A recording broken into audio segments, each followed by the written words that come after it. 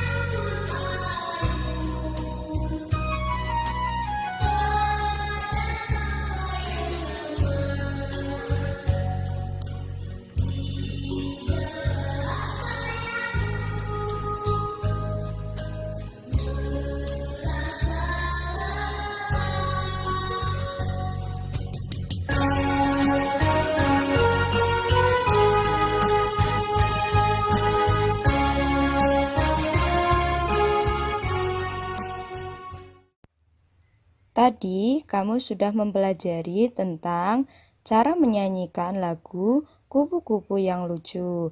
Nah, apakah kamu tahu kupu-kupu adalah salah satu contoh makhluk hidup yang memiliki ciri-ciri yang berbeda dengan benda mati? Mari kita pelajari bersama. Kupu-kupu adalah salah satu contoh makhluk hidup. Kupu-kupu disebut makhluk hidup karena memiliki ciri-ciri makhluk hidup.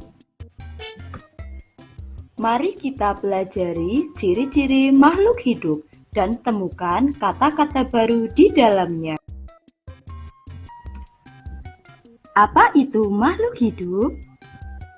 Makhluk hidup adalah sesuatu yang diciptakan oleh Tuhan. Contohnya, manusia, hewan, dan tumbuhan.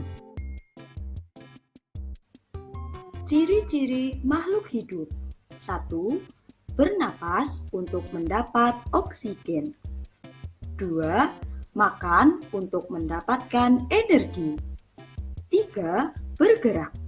4. Berkembang biak untuk menambah jumlah keturunan. 5. Tumbuh, artinya bertambah besar. 6. Beradaptasi, artinya menyesuaikan diri dengan lingkungan. Dari ciri-ciri tersebut, dapat kita ketahui bahwa makhluk hidup berbeda dengan benda mati. Perhatikan gambar berikut. Ada sebuah meja dan kupu-kupu. Manakah yang dapat bergerak dengan sendirinya?